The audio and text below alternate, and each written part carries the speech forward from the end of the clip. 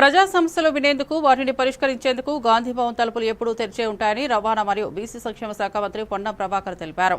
హైదరాబాద్ గాంధీ భవన్ లో మంత్రులతో ముఖాముఖి కార్యక్రమం సందర్భంగా ఆయన వ్యాఖ్యలు చేశారు.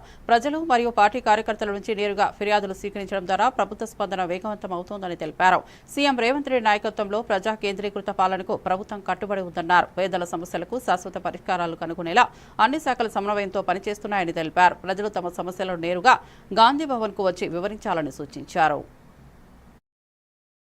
పరిష్కరించే విధంగా కావాలని ఆకాంక్షించి ఓటేసినటువంటి కామన్ మ్యాన్ సామాన్యులు ఎవరైతే ఉన్నారో వారికి సంబంధించినటువంటి ఎటువంటి సమస్యలు ఉన్నా గాంధీ భవన్ అనేటువంటిది పార్టీ అధికారంలోకి రావడానికి వేదిక అయినటువంటి కార్యాలయం. ఈ ప్రభుత్వం అధికారంలో ఉన్నటువంటి ప్రభుత్వ పార్టీకి సంబంధించినటువంటి దేవాలయం లాంటిది. ఇక్కడికి వచ్చేటువంటి పిటిషన్లు తప్పకుండా ప్రభుత్వంలో అత్యంత ప్రాధాన్యతగా తీసుకొని పరిష్కరించే విధంగా గాంధీ భవన్ నుంచి కూడా దానికంతా కూడా డాటా చేస్తూ దానికి సంబంధించినటువంటి పర్సుయేషన్ కూడా ఫాలో అప్ చేస్తూ దానికి సంబంధించినటువంటి పని విధానము పనికి సంబంధించినటువంటి స్టేటస్ ను కూడా పిటిషనర్స్ కు చెప్పే విధంగా ఏర్పాట్లు సాంకేతికంగా కూడా పెరుగుతున్నటువంటి సాంకేతికమైన అంశాలతోటి క్రోడీకరిస్తా ఉన్నారు.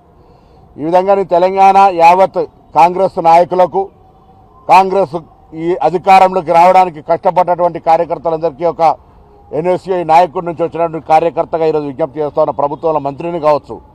కానీ అందరి శ్రమతోటి అధికారంలోకి వచ్చింది కాబట్టి ఎక్కడ కూడా మీరు ఇబ్బంది పడేటువంటి అవసరం లేదు. కాంగ్రెస్ పార్టీ మీకు హక్కు ఉన్నటువంటి కేంద్రం. ఒక్కొక్కసారి ప్రభుత్వంలో మంత్రి గారినో లేదా ఇతరులను కలవడానికి ఇబ్బంది కలగవచ్చు. కానీ జన్మస్థానమైనటువంటి పార్టీకి దేవాలయమైనటువంటి గాంధీ భవన్లో స్వేచ్ఛగా మీకు సంబంధించినటువంటి ప్రజల సమస్యలు చెప్పుకునేటువంటి అవకాశం ఇక్కడ పార్టీ తరఫున కొనసాగుతూ ఉంది. కాబట్టి నేను ప్రజలకు తెలంగాణ ప్రజాపాలన అధికారంలోకి రావడం అనేటువంటి కారణమైన సామాన్యులందరికీ ఈ గాంధీ భవన్ వేదికగా మీ సమస్యల్ని ఇవ్వండి. వాటిని ప్రభుత్వం తరఫున పరిశీలన చేయడానికి ఒక గ్రీన్ ఛానల్ ద్వారా వాటినన్నిటిని ఎప్పటికప్పుడే ఒక కంప్యూటరీకరణ చేసుకొని సనాతన ధర్మాన్ని సమర్థిస్తున్నందుకు జనసేనాని పవన్ కళ్యాణ్ అరెస్ట్ చేయాలని సిపిఐ నేత నారాయణ డిమాండ్ చేశారు. పవన్ కళ్యాణ్ పాటిస్తున్న ధర్మం అరాచకమైనదని క్రూరమైనదని మండిపడ్డారు.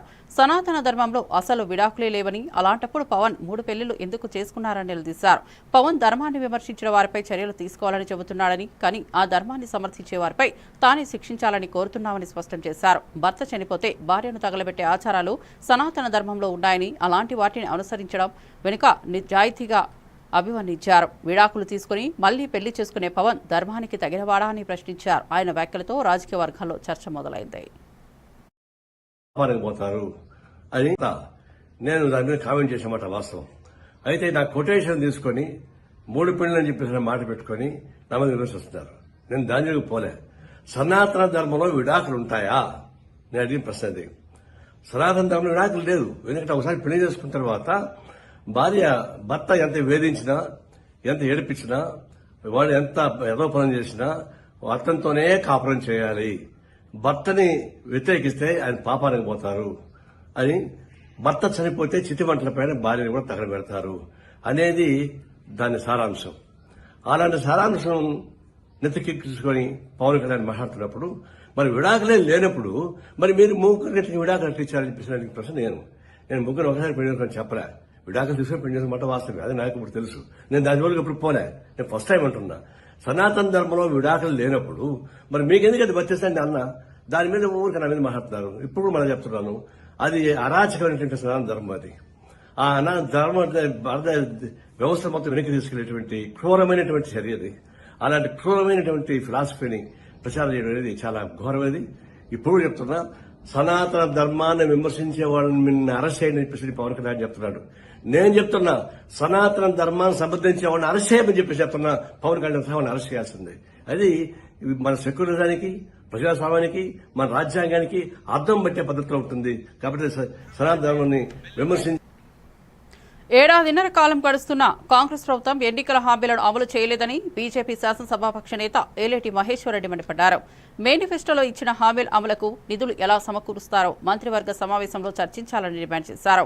పింఛన్ పెంపు, వివాహానికి తులం బంగారం, నిరుద్యోగ భృతి, ప్రభుత్వ ఉద్యోగులకు డీఏల బకాయిలపై స్పష్టత ఇవ్వాలని కోరారు. అన్ని వర్గాలను రేవంత్ రెడ్డి ప్రభుత్వం మోసం చేస్తోందని ఆరోపించారు. ప్రజల ఆకాంక్షలను విస్మరించిన ఈ ప్రభుత్వం ప్రజల కోపాన్ని ఎదుర్కోవాల్సి ఉంటుందని హెచ్చరించారు.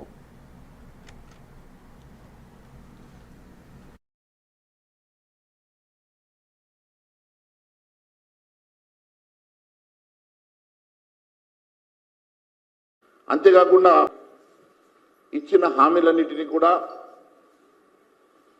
రేపు ఎజెండాలో పెట్టి దాని మీద చర్చించి దానికి కావాల్సినటువంటి నిధులు ఏ రకంగా సమకూరుస్తారో ప్రజానీకానికి తెలియజేయాల్సిన అవసరం ఉన్నదని చెప్పి తెలియజేస్తా ఉన్నాను.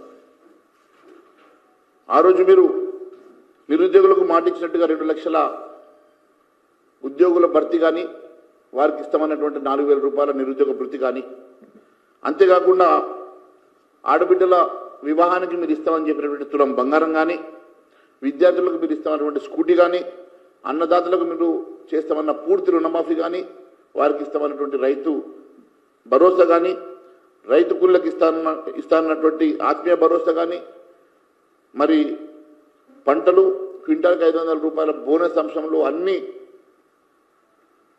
రకాల వరిలోకి ఇస్తామన్నటువంటి బోనస్ కానివ్వండి, అంబేద్కర్ అభయహస్తం కానివ్వండి, ఆటో డ్రైవర్లకు ఇస్తామన్నటువంటి 12,000 రూపాయలు కానివ్వండి, చేయూత స్కీమ్ కింద పెన్షన్లకు పెంపు కానివ్వండి, విద్యార్థులకు 5 లక్షల విద్యా భరోసా కార్డు కానివ్వండి, ప్రభుత్వ ఉద్యోగులకు పెండింగ్లో ఉన్నటువంటి డిఏల చెల్లింపు కానివ్వండి, మరి ఆర్టీసీ సిబ్బందికి ప్రభుత్వంలో విలీనం చేసుకున్నటువంటి అంశం కానివ్వండి, మీరు ఎన్ని హామీలు అయితే ఇచ్చారో అన్ని హామీలు రేపు క్యాబినెట్లో చర్చకు పెట్టి క్యాబినెట్లో చర్చించాలని ఎజెండాగా పెట్టుకోవాల్సిందిగా గౌరవ ముఖ్యమంత్రి గారు నేను కోరుతా ఉన్నాను. ఏడాదిన్నర కాలంలో రైతులను నిలువునా దగా చేసినటువంటి ప్రభుత్వం రేవంత్ ప్రభుత్వం. 6 గ్యారంటీల్లో రెండవదిగా రైతు భరోసా పథకం. మరి రైతు భరోసా పథకం కింద రైతులకు, కౌలు రైతులకు ఏడాదికి 15,000 రూపాయలు ప్రతి ఏడాది ఇస్తామని చెప్పినటువంటి రేవంత్ సర్కారు దాన్ని 12,000కి కుదించి అది కూడా ఒక రబీ సీజన్ కొట్టారు. ఖరీఫ్ సీజన్లో కేవలం 4 ఎకరాలకి పంటకు డబ్బులేసి మళ్ళీ రబీ సీజన్ వచ్చినా ఇప్పటి వరకు దాని ఆలోచన. ఉద్యోగుల సమస్యలు ఎక్కువ కాలం పెండింగ్లో ఉండకూడదన్నదే ప్రభుత్వ లక్ష్యమని ఉప ముఖ్యమంత్రి బట్టి విక్రమార్క పేర్కొన్నారు. సచివాలయంలో శ్రీధరబాబు, పొన్నం ప్రభాకర్, సలహాదారు కేశవరావులతో కలిసి ఉద్యోగ సంఘాలతో సమావేశమయ్యారు. గత పాలన కారణంగా ఆర్థిక ఇబ్బందులున్నప్పటికీ సీఎం రేవంత్ రెడ్డి ఉద్యోగులపై కృతనిశ్చయంతో ఉన్నారని భరోసా ఇచ్చారు. 57 డిమాండ్లపై చర్చ జరిగిందని, కమిటీ నివేదికను మంత్రివర్గ సమావేశానికి సమర్పిస్తామని తెలిపారు. సమస్యలపై సానుకూల నిర్ణయం వచ్చే అవకాశం ఉందని ఆశాభావం వ్యక్తం చేశారు. బాధ్యత ఇలా ఈ గతంలో ఎక్కలేనట్టు ఇలా 5 డిఏలు పెండింగ్ ఉన్నాయి. 1 నెల దాటితే 6వ డిఏ కూడా రావడం జరుగుతుంది. మరి ఆ డిఏల గురించి కూడా రేపు సబ్ కమిటీలో పెండింగ్ బిల్స్ దాదాపు 11,000 కోట్ల పెండింగ్ బిల్స్ ఉండడం, ప్రభుత్వంలో క్యాబినెట్లో చర్చించిన తర్వాత ఇలా సిపిఎస్ విధానాన్ని కూడా వాళ్ళు మేనిఫెస్టో పెట్టే సందర్భంలో దాన్ని కూడా రద్దు చేసే బాధ్యత ఇలా ఈ కమిటీకి ఉన్నది అని అన్ని సమస్యలను పరిష్కార మార్గంగా చెప్పాలని చూసినాం. జేఏసీలో పెట్టిన డిమాండ్సే అన్ని పరిష్కార మార్గంగా ఇవాళ సబ్ కమిటీ అలా ఆఫీసర్స్ కమిటీ మాట్లాడి మరి త్వరలోనే అన్ని తీపి కబురు ఉంటుంది. పెండింగ్ బిల్స్ అయినా డిఏలు క్యాబినెట్ సమావేశంలో పరిష్కార మార్గంగా ఆలోచిస్తుందని చెప్తున్నాం. మేము మొదటిగా ఇచ్చిన 57 సమస్యల్లో 45 ఆర్థికేతర సమస్యలు, 12 ఆర్థిక పరమైన. ఇవి కాకుండా డిఫరెంట్ అసోసియేషన్స్, ఆర్గనైజేషన్స్, యూనియన్స్ ద్వారా వచ్చిన డిపార్ట్మెంట్ సమస్యలు అవి 217. ఇవి 57 కాకుండా ఆర్థికేతర సమస్యలు క్లియర్ అవుతాయని, ఆర్థిక పరమైనవి కూడా కొద్దిగా లేటుగా అటు ఇటైనా అవి కూడా క్లియర్ అవుతాయనే విశ్వాసంతో ఈరోజు యావత్ జేఏసీ కూడా కొంత అసంతృప్తి ఉన్నప్పటికీ క్యాబినెట్ సమావేశం ద్వారానే నిర్ణయం తీసుకోవాలని చెప్పి గౌరవ డిప్యూటీ సీఎం గారు చెప్పారు. కాబట్టి మేము బెంగళూరులోని చిన్నస్వామి స్టేడియంలో జరిగిన తొక్కిసలాట ఘటనపై కర్ణాటక బీజేపీ అధ్యక్షుడు బీవై విజయేందర్ తీవ్రంగా స్పందించారు. ఎలాంటి ముందస్తు చర్యలు లేకుండానే ఆర్సీబీ విజయోత్సవాలు నిర్వహించిన కాంగ్రెస్ ప్రభుత్వం పూర్తిగా బాధ్యత వహించాలని డిమాండ్ చేశారు. అభిమానులు భారీగా చేరుతానని తెలుసు కదా, అయినా కనీస భద్రతా ఏర్పాట్లు కూడా చేయలేదని మండిపడ్డారు. బౌరింగ్ లేడీ హర్షన్ ఆసుపత్రిలో గాయపడిన వారిని పరామర్శించిన విజయేంద్ర ఘటనపై న్యాయ విచారణ జరపాలని అన్నారు. అంబులెన్స్ లేకపోవడం ప్రభుత్వ నిర్వీర్యతను చూపిస్తోందని విమర్శించారు. But the pressurized police department and the forcefully organized function here, Vidhan Soda, is it not a responsibility of the state government to be prepared? Were they not aware lakhs and lakhs of people will come to the celebration? I just spoke to victims. There was no ambulance available inside. Even no police arrangements were there inside the stadium. What nonsense is this? I feel state government should take up this responsibility. Let Chief Minister decide. If I say anything today, it will be politics. But I demand Chief Minister to take up this matter seriously and he should refer the matter to judicial inquiry. Without any America అధ్యక్షుడు Donald Trump మరోసారి సంచలన నిర్ణయం తీసుకున్నారు. June 9 నుంచి అమల్లోకి రానున్న విధంగా 12 దేశాలపై travel ban విధిస్తూ ఉత్తర్వులు జారీ చేశారు. నిషేధిత జాబితాలో Afghanistan, Myanmar, Republic of Congo, Equatorial Guinea, Eritrea, Haiti, Iran, Libya, Somalia, Sudan, ఎయిన్ దేశాలు ఉన్నాయి. మరో 7 దేశాలపై పాక్షిక నిషేధం ప్రకటించారు. అమెరికా భద్రత దృష్ట్యా ఈ చర్యలు తీసుకుంటున్నట్లు వైట్ హౌస్ తెలిపింది.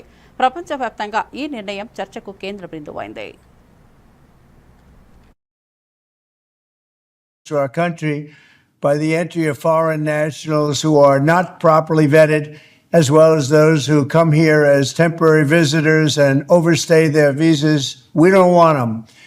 In the 21st century, we've seen one terror attack after another carried out by foreign visa overstayers from dangerous places all over the world. And thanks to Biden's open door policies, today, there are millions and millions of these illegals who should not be in our country. In my first term, my powerful travel restrictions were one of our most successful policies, and they were a key part of preventing major foreign terror attacks on American soil. We will not let what happened in Europe happen to America. That's why on my first day back in office, I directed the Secretary of State to perform a security review of high-risk regions and make recommendations for where restrictions should be imposed. Countries including Yemen, Somalia, Haiti, Libya, and numerous others. The strength of the restrictions we're applying depends on the severity of the threat posed. The list is subject to revision based on whether material improvements are made, and likewise, new countries can be added as threats emerge around the world. But we will not allow people to enter our country who wish to do us harm, and nothing will stop us from keeping America safe. Thank you very much. The recent terror attack in Boulder, Colorado, has underscored the extreme dangers posed to our country by the entry of foreign nationals who are not properly vetted, as well as those who come here as temporary visitors and overstay their visas. విజయవాడలో జరిగిన BJP రాష్ట్ర స్థాయి ఖేల్లో కేంద్ర మంత్రి భూపతిరాజ్ శ్రీనివాసవర్మ మాట్లాడుతూ దేశంలో ప్రస్తుతం అమృతకాలం నడుస్తోందన్నారు. ప్రధాని మోదీ అధికార బాధ్యతలు చేపట్టి 11 ఏళ్లు పూర్తయిన నేపథ్యంలో ఈ కాలంలో భారత్ అభివృద్ధి బాటలో దూసుకెళ్లిందని చెప్పారు. 2047 నాటికి భారత్ వికసిత దేశంగా అవతరించాలన్నదే ప్రధాని లక్ష్యమని వివరించారు. దేశానికి అన్ని రంగాల్లో మోదీ ప్రభుత్వం మద్దతుగా నిలుస్తోందని, రాష్ట్రానికి కూడా ప్రాజెక్టులు, నిధుల ద్వారా సహకరిస్తోందన్నారు. భారత్ విశ్వగురు వ్యాప్తంగా దేశంగా ఎదగాలన్న ఆకాంక్షను శ్రీనివాసవర్మ వ్యక్తం చేశారు.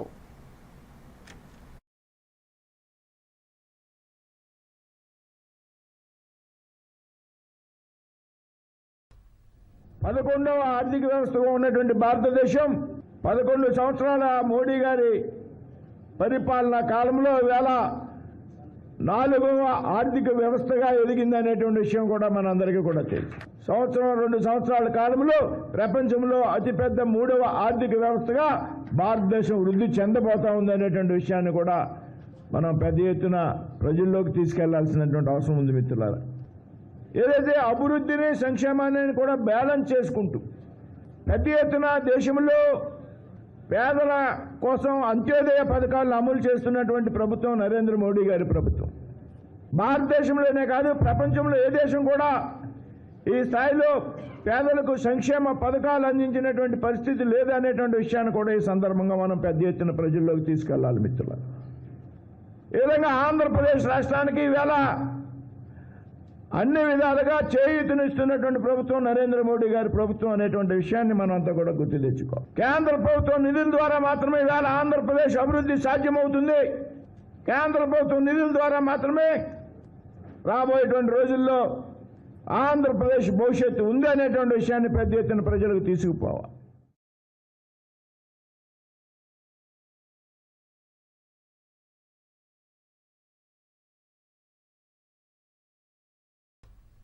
11వ ఆర్థిక వ్యవస్థగా ఉన్న అమరావతి సచివాలయంలో ఉప ముఖ్యమంత్రి పవన్ కళ్యాణ్ కు యువగలం పాదయాత్ర విశేషాలతో కూడిన ద వాయిస్ ఆఫ్ పీపుల్ పుస్తకాన్ని మంత్రి నారా లోకేష్ అందజేశారు. గత ప్రభుత్వ అరాచక పాలనను ప్రజల్లో చైతన్యవంతం చేయడంలో యువగలం పాదయాత్ర కీలకంగా నిలిచిందని పవన్ కళ్యాణ్ అన్నారు. తాను ఆ పుస్తకం చదివి గత పాలన బాధ్యతలను గుర్తు చేసుకున్నానని, ప్రజలు ఇంకా ఆ పీడ నుంచి పూర్తిగా బయటపడలేదన్నారు. పుస్తక రూపంలో అనుభవాలను రేకెగించిందని లోకేష్ ను అభినందించారు. మిగతా మంత్రులకు కూడా లోకేష్ పుస్తకాన్ని అందజేశారు.